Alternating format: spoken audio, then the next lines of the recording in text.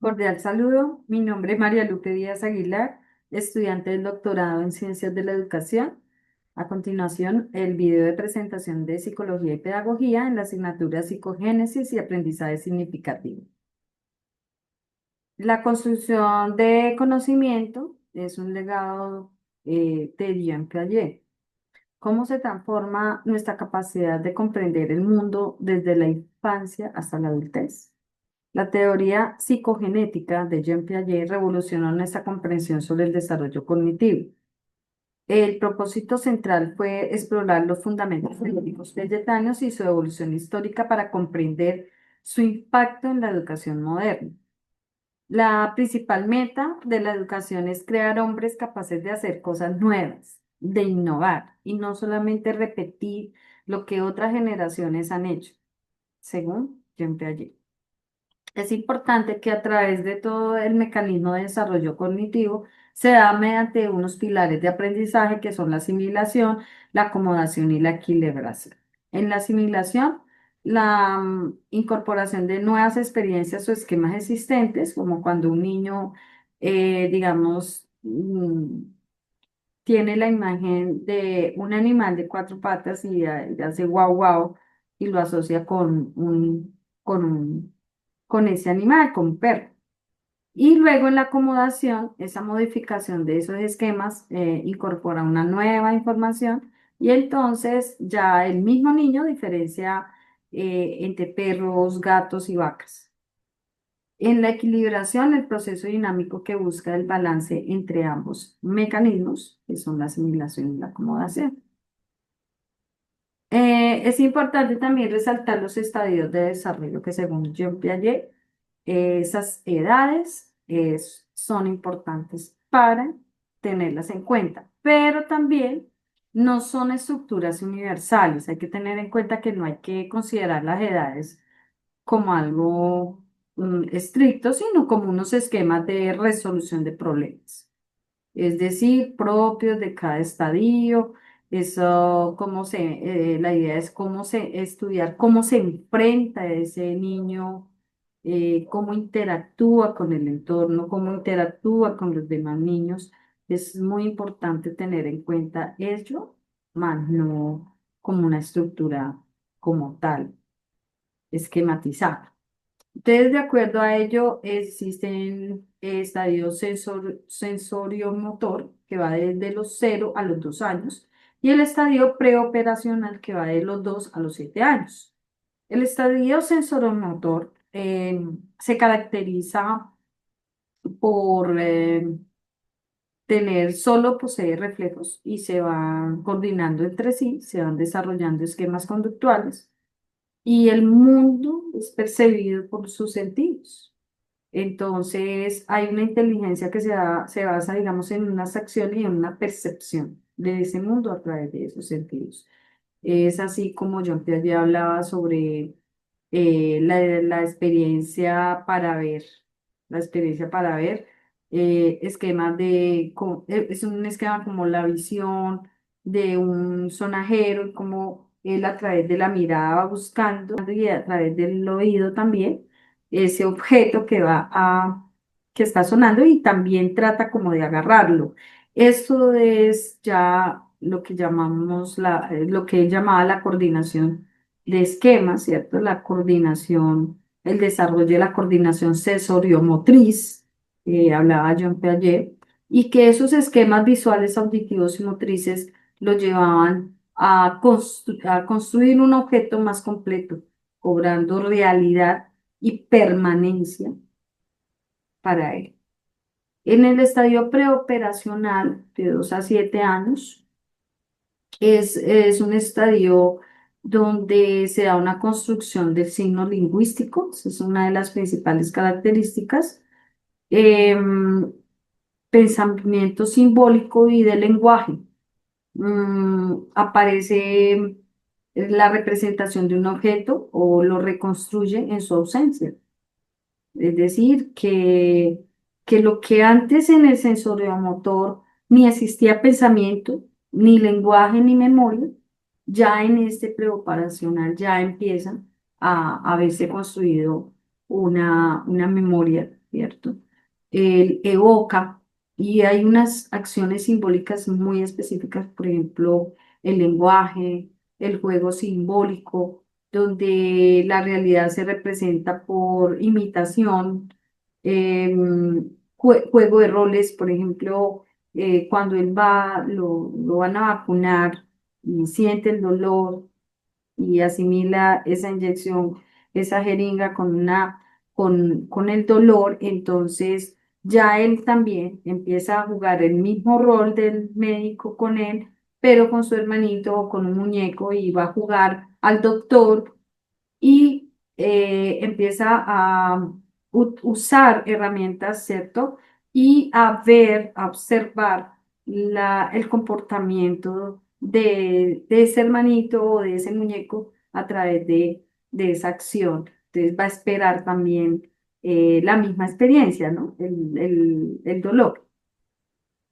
Dibuja representando su familia, es decir, que se da la famosa centración en aspectos perspectivos, que es cuando él no es importante los detalles, sino lo que representa. Entonces puede hacer un mañaraco y representar al papá, pero le hace algo como tal, le puede hacer algo como tal, es que si ya va más adelantado, es decir, si va más de los 4 años, ya puede ser más específico, ya puede ponerle en el muñeco un bigote, por ejemplo.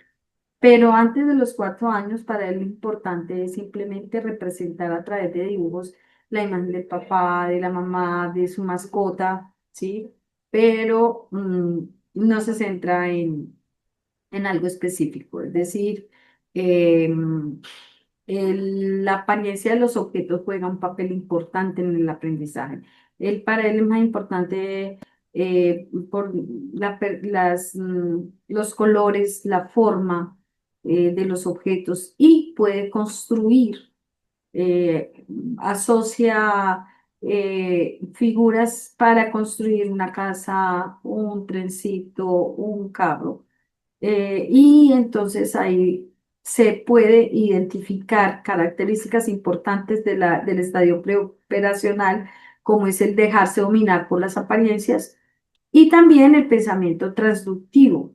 Si le doy unos objetos geométricos como un círculo, un triángulo, un cuadrado, un hexágono y arma algo, entonces ya va asociando de acuerdo a la forma, de acuerdo a los colores, pero él como que va eligiendo, es ya de acuerdo a lo que le llame la atención. Es decir, que no tiene en cuenta un criterio como tal para ese,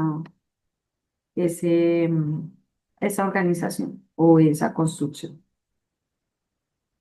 Ahora bien, los estadios de desarrollo 2 hacia el pensamiento ya lógico y abstracto, es un estadio de operaciones concretas entre los 7 y 12 años, y se da el estadio de operaciones formales entre los 12 años o más de 12 años. Entre los 7 y 12 años se caracteriza porque se da un pensamiento lógico aplicado a objetos concretos, se da una conservación de cantidad, peso y volumen, es decir, que empieza a identificar características específicas, es capaz de clasificar y darle reversibilidad operatoria. En el estadio de operaciones formales, más de 12 años, ya se desarrolla un pensamiento abstracto, hipotético y deductivo, una capacidad de razonamiento científico a través de la observación, la experimentación, la formulación de hipótesis. El sujeto puede ahora deducir conclusiones a partir de puras hipótesis, según Piaget en 1980. Conceptos fundamentales. Las herramientas para comprender el desarrollo se pueden dar como, por ejemplo, los esquemas. Dentro de los esquemas podemos resaltar los mapas mentales, estructuras mentales organizadas como los mapas conceptuales, representación de nuestro propio conocimiento.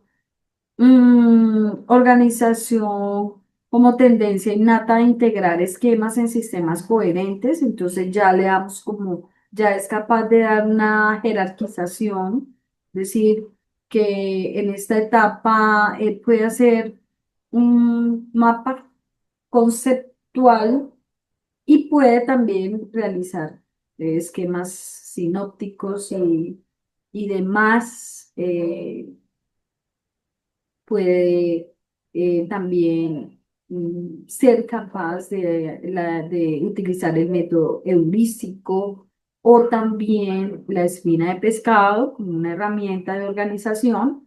La adaptación como un proceso de ajuste entre el organismo y el ambiente y la experiencia que hablamos desde el punto de vista física como una acción sobre objetos y lógico-matemática como una abstracción reflexiva. Implicaciones educativas son la revolución en el aula pasiva, la aula activa. Entonces, juegan aspectos importantes como la transformación de roles. El docente como un facilitador o guía, por ejemplo, lo que hablaba Brunner, ¿no? Del famoso aprendizaje activo, del andamiaje, cómo se daba a través del seguimiento de instrucciones, que ese rol como docente o facilitador, un docente facilitador, eh, permitía avanzar en el aprendizaje del estudiante, ¿cierto? Y el estudiante va construyendo de manera activa, ¿sí? Y no pasiva.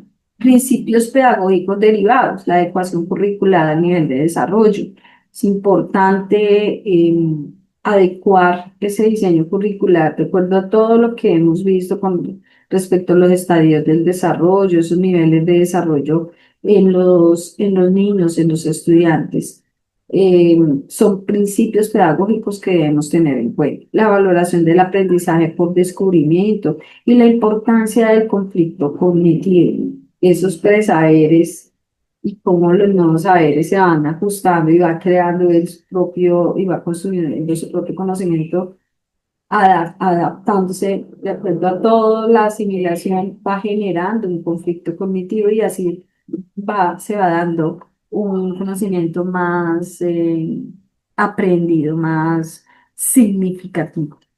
Solo se comprende realmente lo que se ha inventado. Piaget, 1988. Ahora bien, las implicaciones educativas 2, aplicaciones contemporáneas en educación, estrategias didácticas basadas en Piaget. Entonces, esas estrategias didácticas son el aprendizaje por investigación, el método de proyectos, aquí es donde se desarrolla el famoso aprendizaje basado en proyectos, el trabajo cooperativo, el uso de material concreto. Y en cuanto a contribuciones a la educación actual, pues es un enfoque en competencias y procesos, se da una evaluación formativa y cualitativa, se da un diseño de ambientes de aprendizaje enriquecidos, adecuados, para que esos escenarios generen aún más enriquecimiento en él e interés y motivación. Ahora bien, las conclusiones entre el legado y vigencia de la teoría piagetana, tenemos la revolución en la comprensión del aprendizaje. Piaget redefinió al niño como un pequeño científico que construye activamente su conocimiento a partir de la interacción de su entorno, dejando atrás una visión, percepción pasiva, sino un aprendizaje más bien activo. Principios fundamentales perdurables, los conceptos de asimilación, acomodación y adaptación siguen siendo aún pilares y cimientos claves para entender cómo los individuos construyen su inteligencia de manera progresiva. Y la inspiración educativa, su perspectiva crítica del empirismo y el apriorismo impulsó el cambio radical hacia prácticas pedagógicas que se respetan los procesos cognitivos espontáneos. A continuación, las referencias bibliográficas. Muchas gracias.